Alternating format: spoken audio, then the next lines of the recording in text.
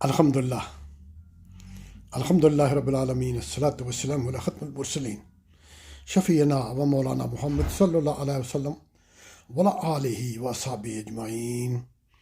میرے بزرگوں، میرے دوستوں، میرے بھائیوں، میرے بہنوں، میرے بچوں، میری مائیں جو بھی ہیں جہاں بھی ہیں، لندن سے پھر آپ کی سما خراشی کر رہا ہوں۔ السلام علیکم ورحمۃ اللہ وبرکاتہ۔ عید کی آمد ہے، عید کی آمد ہے۔ جب ہم ٹی وی دیکھتے ہیں تو شاہ صاحب، السلام علیکم شاہ صاحب، ویری نائس آف یو۔ ابھی میں نے شروع نہیں کیا اور آپ آگے۔ یہ آپ کی محبت ہے، یہ آپ کا پیار ہے، یہ آپ کا خلوص ہے۔ تو دیکھ رہے ہیں، ہم ٹی وی پہ دیکھ رہے ہیں، پاکستان میں تو نہیں ہے، یہاں تو ٹی وی کے 10-11 چینل ہیں، اس پہ دیکھتے ہیں۔ السلام علیکم۔ اس سے یوں پتہ چلتا ہے لوگ کورونا کے باوجود، ایس او پیز کے باوجود بازاروں میں اس طرح ٹوٹ پڑے ہیں جیسے کہ شاید کل قیامت آ جائے، جو کہ نہیں آنے والی انشاءاللہ تعالیٰ۔ قیامت سے پہلے بہت ساری نشانیاں ہیں جو پوری ہونی ہیں، لیکن یہ میری سمجھ سے یہ بالا تر ہے۔ یہ بات ایک طرف تو جناب لوگ مر رہے ہیں، دھڑا دھڑ مر رہے ہیں، ہزاروں کی تعداد میں لوگ اپنی جانیں جو ہیں گنوائے۔ جان بڑی قیمتی چیز ہے، اللہ تعالیٰ کی ذات نے اس کی بڑی حرمت رکھی ہے، لیکن دوسری طرف ہم جناب اس طرح مارکیٹس میں جا رہے ہیں جیسے کہ کوئی بات ہے ہی نہیں ہے۔ اور پھر یہ ہے کہ شاید اس بار اگر ہم نے چوڑیاں نہ پہنائی، مہندی نہ لگائی، ایک طرف تو رونا رو رہے ہیں جناب مہنگائی کا، اور دوسری طرف مہنگائی۔ میرے بھائی، میں آپ کو ایک چیز بتا دوں، تھوڑا سا بھی آدمی کو جانتا ہے اکنامکس کے متعلق، مہنگائی آپ کی ڈیمانڈ پہ ہوتی ہے۔ جس چیز کی ڈیمانڈ نہ ہو وہ مہنگی نہیں ہو سکتی، گل جائے گی، سڑ جائے گی، برباد ہو جائے گی۔ اور ان لوگوں کو جو ذخیرہ اندوز ہیں ان کو جناب وہ چیز بیچنی پڑے گی۔ مہنگائی پہ حکومت کنٹرول نہیں، یہ بھی ایک بہت بڑا مت ہے کسی ملک میں۔ آپ مجھے یہ بتا دیں، میں کئی بار اس کا چیلنج کر چکا ہوں، کسی ملک میں یہ بتائیں کہ حکومت کنٹرول کرتی ہے پرائسز کو۔ پرائسز جو ہیں یا آپ کی قیمتیں جو ہیں آپ کی ڈیمانڈ پہ ہوتی ہیں، نہ خریدیں۔ میں نے تو کوئی 10-15 سال سے چینی چھوڑی ہوئی ہے، آپ بھی چھوڑ دیں، اس کی جگہ گڑ کا استعمال کریں۔ گڑ بہتر ہے، 10 گنا بہتر ہے چینی سے۔ یہ سفید چینی سے گڑ یا جو شکر ہے وہ کئی گنا بہتر ہے، اور نہ بھی پئیں تو کیا فرق پڑ جاتا ہے۔ میں تو جیسا کہ عرض کی کہ میں کوئی 20 سال سے چائے پیتا ہوں بغیر کسی، تھوڑا سا کبھی شہد ڈال لیتے ہیں بس، وہ کڑواہٹ جو ہے اس کو دور کرنے کے لیے، اور میں چائے اتنی پیتا بھی نہیں ہوں۔ تو یہ جو شور شرابہ اور رولا جس کو کہتے ہیں پنجاب میں، جو لوگ مچا رہے ہیں، ان کی وضاحت کے لیے میں ایک چیز آپ کے سامنے رکھ رہا ہوں۔ نبی محترم صلی اللہ علیہ وسلم کے دو جہان کے والی کی زندگی کا ایک واقعہ ہے جو عام آدمیوں کو کیوں پتہ نہیں، یا مجھے نہیں پتہ، یہ علماء سے پوچھیں یا خود تحقیق کریں۔ آپ کے پاس ٹائم تو ہے، بٹیرے لڑانے کا، کتے لڑانے کا، بیل لڑانے کا تو ٹائم ہے۔ تھوڑی سی یہ بھی شوق پیدا کریں نا، نبی سے عشق کیے کا اظہار کریں، اور اظہار کرنے کا ایک طریقہ یہ ہے کہ ان کو جانیں، ان کی زندگی کو جانیں۔ آج میں جس چیز کا ذکر کر رہا ہوں وہ ہے شیب ابی طالب۔ جب کفار نے یہ دیکھا کہ مکہ میں ابھی حضور اکرم صلی اللہ علیہ وسلم ابھی مکہ میں تھے، تو انہوں نے بڑی پرسویشن کی، سیدنا ابو طالب کے پاس آئے اور کہنے لگے جی کہ آپ اگر یہ بادشاہ بننا چاہتے ہیں تو ہم ان کو بادشاہ بنا دیتے ہیں، اگر کوئی مرض ہے استغفر اللہ تو ہم اس کا علاج کرا دیتے ہیں، اگر ان کو کسی شادی کی ضرورت ہے تو ہم عرب کی حسین تری عورت سے شادی ان کی کرا دیتے ہیں۔ تو نبی اکرم صلی اللہ علیہ وسلم نے جواب دیا جو اپنے چچا کو، وہ سنہری حروفوں سے لکھنے کے قابل ہے۔ فرمایا کہ چچا اگر میرے ایک ہاتھ میں چاند اور دوسرے میں سورج رکھ دیں تب میں اپنے مشن سے پیچھے نہیں ہٹوں گا۔ اس کو اس کو جناب کہتے ہیں بردباری۔ تو قریش نے یہ سوچا کہ ان کو ایسا کریں کہ ان کی پوری فیملی کو مکہ سے ذرا دور، غالباً شمال میں ایک گھاٹی ہے جس کا نام شیب ابی طالب رکھا گیا، اس میں حضور اکرم صلی اللہ علیہ وسلم کو اور ان کے پورے خاندان کو جناب وہاں بند کر دیا۔ میں یہ بات جو کرنے لگا ہوں ذرا اس پر غور کریے گا۔ آپ رونا رو رہے ہیں کہ میری مہندی نہیں لگ رہی، مجھے جناب فلاں چیز جو ہے اتنی قیمت میں نہیں مل رہی۔ میں آپ سے صرف مقابلتاً یہ بات کر رہا ہوں۔ 2.5-3 سال تک نبی محترم صلی اللہ علیہ وسلم نے اور ان کے خاندان نے درختوں کے پتوں، جڑوں اور ان کو ابال کے، جس طرح ہم دوشندہ بناتے ہیں اس طرح ابال کے جناب دو جہان کے والی سرور کائنات صلی اللہ علیہ وسلم نے گزارا کیا۔ ذرا اپنے آپ کو ذرا مقابلتاً دیکھیں۔ یہ شور شرابہ جو آپ کر رہے ہیں، اس سے آپ یہ ان کی زندگی کو اور آپ کی زندگی کا، اگرچہ ہم مقابلہ نہیں کر سکتے، ہم تو ان کے پاؤں کے خاک کے برابر بھی نہیں ہیں، لیکن تھوڑا سا تقابل تو ہونا چاہیے۔ تو آج کا مقصد یہ تھا کہ اگر آپ چوڑیاں نہ پہنیں، مہندی نہ لگائیں، آپ جناب نئے کپڑے نہ خریدیں۔ ایسے بھی تو لوگ ہیں جن کو پرانے کپڑے بھی میسر نہیں ہوئے۔ میں نے دیکھا ہے، میں کراچی میں جب گیا ہوں مفتی عبدالوہاب صاحب کے ساتھ، تو میں نے دیکھا ہے، اپنی آنکھوں سے دیکھا۔ ویسے بھی تو ہمارے جب میں جاتا ہوں تو گاؤں میں جاتا ہوں، کئی لوگ اتنے غریب ہیں، کچھ تو مانگنے کے لیے آ جاتے ہیں اور کچھ جناب وہ عزت نفس کے لیے وہ کسی سے مانگتے نہیں۔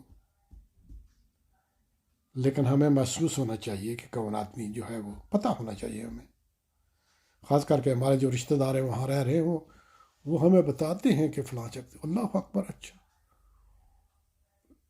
ریحانہ نہور صاحب السلام علیکم، کیسی ہیں جناب؟ سویرا کمل صاحب السلام علیکم۔ ریحانہ ماشاء اللہ ماشاء اللہ۔ نہیں، آپ دیکھیں، اگر میری بات میں کوئی ذرا سا غلطی ہو تو آپ مجھے ٹوکیں۔ I stand corrected all the time, نہ میں دیکھیں نا، نہ میں مقرر ہوں، نہ مفسر ہوں، نہ کوئی عالم ہوں۔ میں تو بات ادھر سے اٹھا کے ادھر سے اٹھا کے ادھر رکھ دیتا ہوں جو بات میری سمجھ میں آتی ہے۔ تو اگر نبی اکرم صلی اللہ علیہ وسلم نے 2.5-3 سال اگر اس طرح گزارا کیا، چھپ چھپا کے، کبھی کوئی آدمی کوئی ان کو رات کے اندھیرے میں کوئی کھانا پہنچا دیتے تھے، ادروائز انہوں نے پتوں پہ، جیسا کہ میں نے کہا کہ جڑوں پہ کا جوس نکال کے، جس کو جوس ہم کہیں گے، وہ نکال کے گزارا کیا۔ تو خدا کے لیے یہ حالات جو ہیں، آصف بٹ صاحب السلام علیکم، ریحانہ نو صاحب السلام علیکم۔ مجھے پتہ ہے کہ آپ، اچھا، میں ان کی ریحانہ صاحبہ کی جناب اردو میں بڑا متاثر ہوا ان سے۔ موریشیس میں مجھے پتہ ہے، میں 7 بار گیا ہوں وہاں، لوگ وہ بھوجپوری ذرا بولتے ہیں، لیکن اردو ان کی اردو میں دیکھ کے میں حیران ہو گیا۔ یہ ہے اردو سے اور پاکستان سے پیار ہے ان لوگوں کا۔ تو اگر یہ ایسا نہ ہو، اگر آپ جناب یہ جتنے بھی لوازمات ہیں ان کو نہ کریں، صرف یہ خیال کریں کہ ایسے بھی لوگ ہیں پاکستان میں جن کو 2 ٹائم کی روٹی نہیں ملتی، اور میں نے اپنی آنکھوں سے دیکھا ہے، خاص کر کے کراچی میں بہت غربت ہے۔ آپ اپنے گھر میں بیٹھ کے یہ اندازہ تک نہیں کر سکتے کہ لوگ جو ہیں وہ ان میں غربت کتنی ہے۔ اس پہ جتنی بات کرنی تھی، دوسری جو بات میں نے کرنی تھی وہ آج، اگر آپ کو کسی کو نہیں پتا تو لندن میں، برطانیہ میں کل الیکشن ہوئے ہیں۔ ایک پارلیمانی سیٹ کا الیکشن تھا جو لیبر ہار گئی، اس کے علاوہ کونسلز کے اور میئرز کے الیکشن تھے۔ کتنے بورنگ الیکشن تھے، نہ کوئی گولی چلی، نہ کسی نے کوئی ہار کسی پہ پھینکے، نہ کسی نے پھول کی پتیاں پھینکی، نہ 2 4 10 بندے قتل ہوئے، نہ گولیاں چلی جیسا کہ میں نے کہا، نہ کوئی کاروں کے اوپر جناب لوگ دوڑے بھاگے، نہ شور نہ شرابہ۔ تو یہاں تو ہم گئے تو ووٹنگ کے لیے گئے تو 2-4 آدمی تھے، کسی کو پتہ بھی نہیں ہے۔ اگر کسی سے پوچھیں کہاں ہے ووٹنگ کہاں ہے تو شاید وہ آپ کو بتا بھی نہ سکے کہ کہاں ہے۔ عموماً سکولز میں یا چرچز میں یہاں بیلٹ باکس ہوتے ہیں، وہاں جا کے اپنا نام، اچھا کوئی آئیڈینٹی کارڈ نہیں، کوئی آپ سے کارڈ نہیں پوچھتا، کوئی دستخط نہیں کراتا، کیوں؟ یہ کبھی آپ نے سوچا؟ ہمارے ملک میں آئی ڈی بھی ہوتی ہے، دستخط بھی کراتے ہیں، اوف خدا جانے کیا کیا ہوتا ہے، کیوں؟ یہاں بے ایمانی، یہ انگریز ہیں، غیر مسلمان ہیں، لیکن کیا بات ہے کہ ان میں وہ کرپشن نہیں ہے جو ہم نام نہاد مسلمانوں میں ہے۔ کتنی کوشش ہم کرتے ہیں انتخاب جیتنے کے لیے، اس کی کوئی وجہ بھی تو ہوگی نا۔ آصف بھٹ صاحب مجھے یہ بتائیں نا کیا وجہ ہے، ریحانہ صاحبہ آپ بھی بتائیں کہ کیا وجہ ہے۔ آپ بھی تک نسویرا کمال اور کتنے لوگ آئے ہیں، بہت سارے، تو آپ مجھے یہ بتائیں کہ کیا وجہ ہے کہ ہم جناب زندگی داؤ پہ لگا دیتے ہیں الیکشن کے لیے، جیتنے کے لیے؟ کوئی تو وجہ ہوگی۔ کیا خدمت کرنے کا اتنا جذبہ ہے ہمارے میں ہے؟ کیا یہ خدمت کرتے ہیں ہمارے MPs M N A جو ہیں، خدمت کرتے ہیں؟ وہ خدمت موسٹلی، میں سب کی بات نہیں کر رہا، میں ایسے ایسے آدمیوں کو جانتا ہوں جو تنخواہ تک بھی نہیں لیتے گورنمنٹ سے، اپنی صفائی سے۔ اس سے پیشتر بھی جب یہ ایم این اے یا ایم پی اے نہیں بنے تھے تو کچھ تو کام کرتے ہوں گے، کہیں سے ان کو آمدن آتی ہوگی۔ جب M N A M P A بنے تو جناب ان کی جو ہے خواہشیں وہ ذرا زیادہ ہو گئی ہے نہیں۔ قوم کے خادم، قوم کے خادم، قوم کے خادم وہ ہوتے ہیں کہ جمعے کے خطبے پہ جناب ایک آدمی پیچھے سے آواز دیتا ہے جی کہ آپ انصاف کی بات کر رہے ہیں خلیفہ وقت، ہمیں تمہارے غنیمت میں سے ایک چادر ملی، آپ جناب چونکہ قد کے لمبے ہیں، آپ نے 2 چادروں سے لباس بنایا ہے، تو اپنے بیٹے کو بلا کے، سیدنا ابو بکر صدیق کی میں بات کر رہا ہوں، عمر فاروق کی، اپنے بیٹے کو بلا کے اس سے پوچھا کہ تمہاری چادر کہاں ہے؟ تو عرض کی کہ ابا حضور میں نے آپ کو دے دی تھی۔ تو آپ کون سے قسم باغ کی مولی ہیں؟ کیوں لوگوں کو چکر دے رہے ہیں؟ کیوں لوگوں کو جناب بیوقوف بنا رہے ہیں؟ بیوقوف تو آپ ہیں۔ جب یہ دنیا جاگ جائے گی تو آپ کا حشر کیا ہوگا؟ وہی ہوگا جو چائنا میں ہوا ہے۔ ہم نہیں چاہتے، واللہ ہے، میں اس کے خلاف ہوں، لیکن نشتہ دیوار کیا کہتے ہیں وہ سامنے نظر آ رہا ہے، آج نہیں تو کل، کل نہیں تو 10 سال بعد یہ ہوگا۔ لوگ جناب آپ کے پیچھے بھاگیں گے اور آپ بھاگ نہیں سکیں گے، آپ کو سمندر بھی اور دریا بھی آپ کو ٹھکانا نہیں دیں گے۔ یاد رکھیں اللہ کی لاٹھی بے آواز ہے۔ تو آپ ایسا کریں، اس سے پیشتر کہ وہ وقت آئے بندے کے پتر بن جائیں، پتر بھی ہیں اور پتریاں بھی ہیں۔ کون زیادہ غلیظ اور کون زیادہ غلیظ نہیں ہے یہ عوام سمجھتے ہیں، پھر بھی یہ عوام ان کے پیچھے دوڑتے ہیں۔ کیوں دوڑتے ہیں؟ کیا بھاگتے ہیں؟ انہوں نے آپ کے لیے کیا ہے؟ مجھے بتا دیں۔ میں نے کئی بار چیلنج کیا کہ مجھے یہ بتا دیں، جو بھی لیڈر ہیں ہمارے، کوئی بھی ہو، کسے باشد، میں نام کیوں لوں، جنہوں نے اپنی جیب سے، اپنی کمائی سے، اپنی دولت سے عوام کا 1 پینی بھی یا 1 روپیہ بھی خرچ کیا ہے۔ میرا چیلنج ہے، اگر نہیں تو آپ ان کی بتوں کی طرح پوجا کیوں کرتے ہیں؟ آپ ان کی گاڑیوں کے نیچے کیوں آتے ہیں؟ پھول کی پتیاں کیوں بنچاؤ؟ یار کسی اور ملک میں ایسا ہوتا ہے؟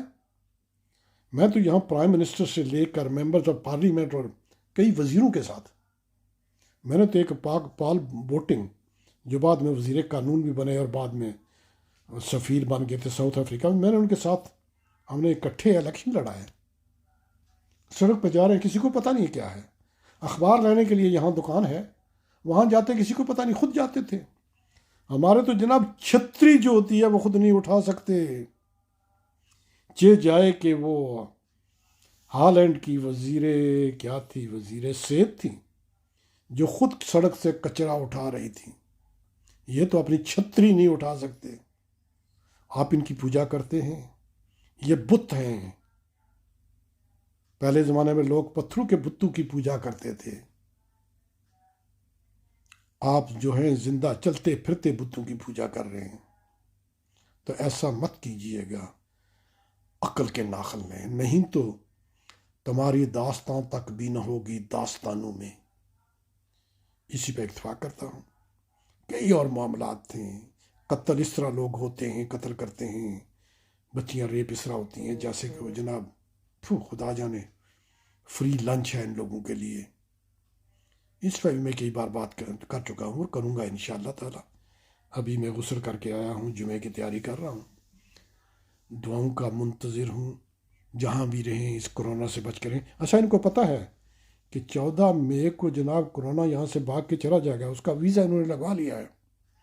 پاسپورٹ تو پہلے ہی بنا ہوا تھا، ویزا لگوا لیا ہے، وہ ٹمبکٹو چلا جائے گا۔